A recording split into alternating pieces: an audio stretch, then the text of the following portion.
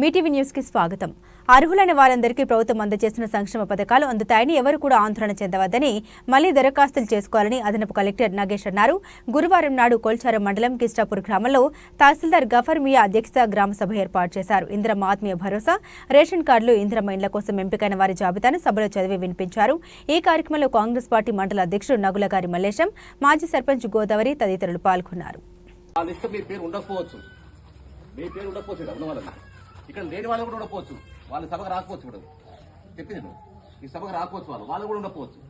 అందుకు ఇక్కడ ఉన్న వాళ్ళకంటే నా పేరు తెలిసిపోయింది. ఇప్పుడు రాని వాళ్ళు కూడా తెలియదు. మరి అందుకోసం అందరికి కూడా అవకాశం ఇస్తాం.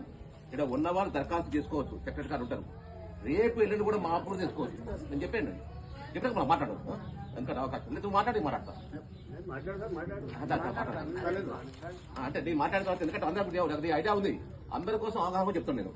ఓకేనా? అందుకోసం ఏంటంటే ఇప్పుడు ఇచ్చిన లిస్టులు ఇందిరమ్మ ఇండ్లు ఎంతో మీకు వచ్చేవరకు రైతు భరోసా జరిగినట్టుంది, ఇందిరమ్మ ఆత్మీయ భరోసా అయిపోయినట్టుంది, రేషన్ కార్డులు అయిపోయింది. ఇప్పుడు దాన్ని నేను వచ్చేస్తాను లిస్ట్ కదా. లిస్టు 2 లక్షలు ఉన్నాయి ఇందిరమ్మ ఇండ్ల సంబంధించి.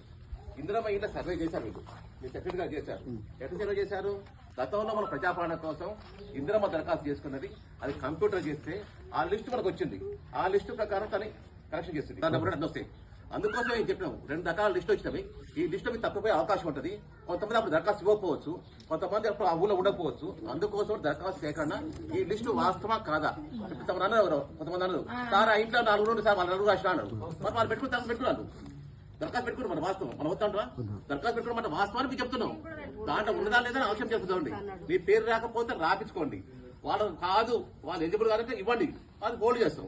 హోల్డ్ చేసినంత మనం విచారిస్తాం. 1 వీక్ తర్వాత విచారించినప్పుడు రిలీజ్ చేస్తాం. అర్థమైందా?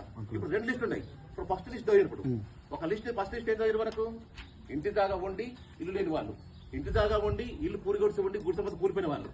ఇప్పుడు 2వ లిస్ట్ ఉంది, అసలు ఇల్లు లేదు జాగలేదు, ఆ లిస్ట్ అవుతారు.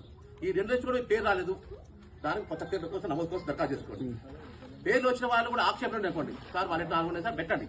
మీరు ఇక్కడ చెప్పని ఎప్పుడు ఇస్తామంటే కూడా సాధపడిపోవచ్చు. అందుకోసం ఈ రోజు ఊహించదు. ఈ లిస్ట్ ఏమైనా కానీ ఉన్న ఇన్ఫర్మేషన్ మీ ముందు వచ్చేసి దీన్ని వ్యాలిడేషన్ చేయడం కోసమే. అర్థమైందా?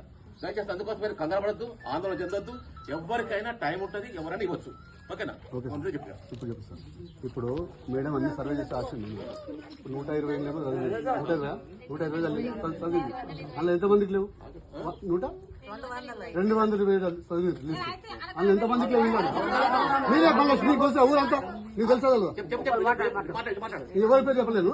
ఇప్పుడు గోవా ఎగ్జాంపుల్ సర్పంచ్ మాజీ సర్పంచ్ ఏమనుకుంటున్నా అక్క పేరు లిస్ట్ లో వచ్చింది. ఎగ్జాంపుల్ చెప్తుంది. నాకు ఇల్లు లేదా? నాకు ఇల్లు ఉంది. మీ పేరు చెప్తా సార్. మీ పేరు కొట్టాలి కదా సార్? ఆమె తెలియదా? ఆమె తెలియదా?